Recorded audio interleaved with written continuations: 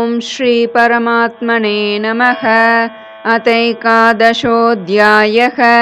विश्वरूपदर्शनयोगः। अर्जुन उवाच मदनुग्रहाय परमं गुह्यमध्यात्मसंज्ञितं यत्त्वयोक्तं वचस्तेन मोहोऽयं विगतो मम। भवाप्ययौ हि भूतानां श्रुतौ विस्तरशो मया त्वत्तः कमलपत्राक्ष माहात्म्यमपि चाव्ययम् एवमेतत् यथा तत्त्वम् आत्मानं परमेश्वर द्रष्टुमिच्छामि ते रूपम् ऐश्वरं पुरुषोत्तम। मन्यसे यदि तच्छक्यं मया द्रष्टुमिति प्रभो योगेश्वर ततो मे त्वं दर्शयात्मानमव्ययम्। श्रीभगवानुवाच पश्य मे पार्थरूपाणि शतशोतसहस्रशः नानाविधानि दिव्यानि नानावर्णाकृतीनि च पश्यादित्यान् वसून् रुद्रान् अश्विनौ मरुतस्तथा बहून्यदृष्टपूर्वाणि पश्याश्चर्याणि भारत इहैकस्तं जगत्कृत्स्नं पश्याद्य सचराचरं मम देहे गुडाकेश यच्चान्यद्द्रष्टुमिच्छसि न तु मां शक्यसे द्रष्टुम् अनेनैव स्वचक्षुषा दिव्यं ददामि ते चक्षुः पश्य मे योगमैश्वरम्। सञ्जय उवाच एवमुक्त्वा ततो राजन् महायोगेश्वरो हरिः दर्शयामास पार्थाय परमं रूपमैश्वरम् अनेकवक्त्रनयनम् अनेकाद्भुतदर्शनम् अनेकदिव्याभरणं दिव्यानेकोद्यतायुधम् दिव्यमाल्याम्बरधरं दिव्यगन्धानुलेपनं सर्वाश्चर्यमयं देवम् अनन्तं विश्वतोमुखं दिवि सूर्यसहस्रस्य भवेद्युगपदुत्थिता यदि भासदृशी सा स्यात् भासस्तस्य महात्मनः तत्रैकस्तं जगत्कृत्स्नं प्रविभक्तमनेकदा अपश्यद्देवदेवस्य शरीरे पाण्डवस्तदा ततः स विस्मयाविष्टो हृष्टरोमा धनञ्जयः प्रणम्य शिरसा देवं कृताञ्जलिरभाषत। अर्जुन उवाच पश्यामि देवांस्तव देवदेहे सर्वांस्तथा भूतविशेषसङ्गान् ब्रह्माणमीशं कमलासनस्थं ऋषींश्च सर्वानुरगांश्च दिव्यान् अनेकबाहूदरवक्त्रनेत्रं पश्यामि त्वां सर्वतोऽनन्तरूपं नान्तं न मध्यं न पुनस्तवादिं पश्यामि विश्वेश्वर विश्वरूप किरीटिनं गदिनं चक्रिणं च तेजोराशिं सर्वतो दीप्तिमन्तं पश्यामि त्वां दुर्निरीक्ष्यं समुन्तात् दीप्तानलार्कद्युतिमप्रमेयं त्वमक्षरं परमं वेदितव्यं त्वमस्य विश्वस्य परं निदानं त्वमव्ययः शाश्वतधर्मगोप्ता सनातनस्त्वं पुरुषो मतो मे अनादिमध्यान्तमनन्तवीर्यम् अनन्तबाहुं शशिसूर्यनेत्रं पश्यामि त्वां दीप्तहुताशवक्त्रं स्वतेजसा विश्वमिदं तपन्तम् द्यावा पृथिव्योरिदमन्तरं हि व्याप्तं त्वयैकेन दिशश्च सर्वाः दृश्यन्ते दृष्ट्वाद्भुतं रूपमुग्रं तवेदं लोकत्रयं प्रव्यतितं महात्मन् अमीहि त्वां सुरसङ्गा विशन्ति केचिद्भीताः प्राञ्जलयो गृह्णन्ति स्वस्तीत्युक्त्वा महर्षिसिद्धसङ्गाः स्तुवन्ति त्वां स्तुतिभिः पुष्कलाभिः रुद्रादित्या वसवो ये च साध्या विश्वेश्विनौ मरुतश्चोष्मपाश्च गन्धर्वयक्षासुरसिद्धसङ्गा वीक्षन्ते त्वां विस्मिताश्चैव सर्वे रूपं महत्ते बहुवक्त्रनेत्रं महाबाहो बहुबाहूरुपादं बहूदरं बहुदंष्ट्राकरालं दृष्ट्वा लोकाः प्रव्यथितास्तथाहम् नभस्पृशं दीप्तमनेकवर्णं व्यात्ताननं दीप्तविशालनेत्रं दृष्ट्वा हि त्वां प्रव्यथितान्तरात्मा धृतिर्न विन्दामि शमं च विष्णो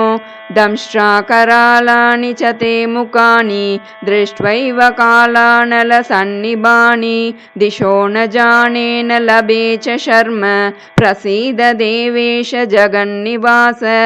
अमी च त्वां धृतराष्ट्रस्य पुत्राः सर्वे सहैवावनिपालसङ्गैः भीष्मो द्रोणः सूतपुत्रस्तथासौ सहास्मदीयैरपि योधमुख्यैः वक्त्राणि ते त्वरमाणा विशन्ति दंष्ट्राकरालानि भयानकानि केचिद्विलग्ना दशनान्तरेषु सन्दृश्यन्ते चूर्णितैरुत्तमाङ्गैः यथा नदीनां बहवोऽम्बुवेगाः समुद्रमेवाभिमुखा द्रवन्ति तथा तवामी नरलोकवीरा विशन्ति वक्त्राण्यभिविज्वलन्ति यथा प्रदीप्तं ज्वलनं पतङ्गा विशन्ति नाशाय समृद्धवेगाः तथैव नाशाय विशन्ति लोकास्तवापि वक्त्राणि समृद्धवेगाः लेलिह्यसे ग्रसमानः समन्ताल्लोकान् समग्रान् वदनैज्ज्वलन्भिः तेजोभिरापूर्य जगत्समग्रं भासस्तवोग्राः प्रतपन्ति विष्णो आख्याहि मे को भवानुग्ररूपो नमोऽस्तु ते देववरप्रसीद विज्ञातुमिच्छामि भवन्तमाद्यं न हि प्रजानामि तव प्रवृत्तिं श्रीभगवानुवाच कालोऽस्मि लोकक्षयकृत् प्रवृद्धो लोकान् समाहर्तुमिह प्रवृत्तः ऋतेऽपि त्वान्न भविष्यन्ति सर्वे एव स्थिताः प्रत्यनीकेषु योधाः तस्मात् त्वमुत्तिष्ठ यशो लभस्व जित्वा शत्रून् भुङ्क्ष्व राज्यं समृद्धं मयैवैते निहताः पूर्वमेव निमित्तमात्रं भव सव्यसाचिन् द्रोणं च भीष्मं च जयद्रथं च कर्णं तथान्यानपि योधवीरान् मया हतांस्त्वं जहिमा व्यतिष्ठा युध्यस्व जेतासि रणे सपत्नान् सञ्जय उवाच एतच्छ्रुत्वा वचनं केशवस्य कृताञ्जलिर्वेपमानः किरीटी नमस्कृत्वा भूय एवाह कृष्णं सगद्गदं भीतः प्रणम्य अर्जुन उवाच स्थाने हृषीकेश तव प्रकीर्त्या जगत्प्रहृष्यत्यनुरज्यते च